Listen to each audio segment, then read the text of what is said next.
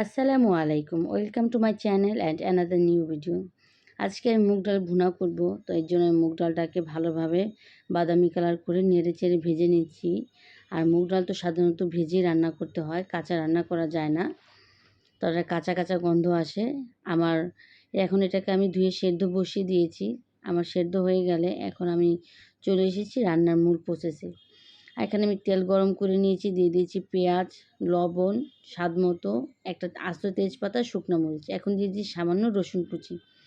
এখন এটাকে আমি অপেক্ষা করব একদম বাদামি কালার হয়ে আসা পর্যন্ত। বাদামি কালার হয়ে আসলে দিয়ে দিব পরিমাণ মতন পানি। মশলাটাকে কষানোর জন্য দিয়ে দিলাম আদা রসুন, হলুদের গুঁড়া, মরিচের গুঁড়া।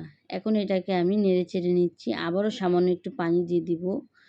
একটু শুকিয়ে আসলে পানিটা তেল ভেসে আসছে, আবার একটু পানি দিয়ে দিব। মশলাটাকে আমি বেশ ভালোভাবে কষাবো। দেখুন একদম শুকিয়ে গেছে পানিটা, একদম তেলগুলো ভেসে আসছে। এই পর্যায়ে দিয়ে দিব সেদ্ধ করে রাখা মুগ ডাল।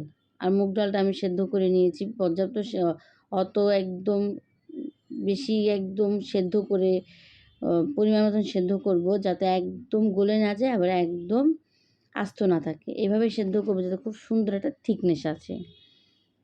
কারণ যেহেতু এটাকে আমি আবার রান্না করব পানি দিয়ে। দিয়ে দিলাম শুকমরিচের গুঁড়া, কাঁচামরিচ, আর হচ্ছে গিয়ে গরম মশলার গুঁড়া। আর এই পর্যায়ে দিয়ে দেবো হচ্ছে গিয়ে স্বাদের জন্য একটু টেস্টিং সল্ট, যাতে একটু স্বাদটা বেড়ে যায়।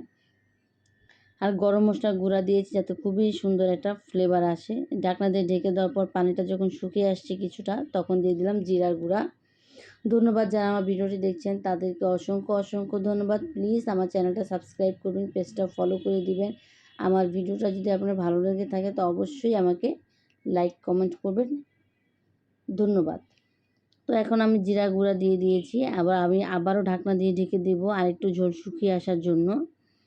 এই যে যখন ঝোলটা পরিমাণ মতন শুকিয়ে এসেছে, তো এই পর্যায়ে আমি দিয়ে দেবো ধনেপাতা কুচি।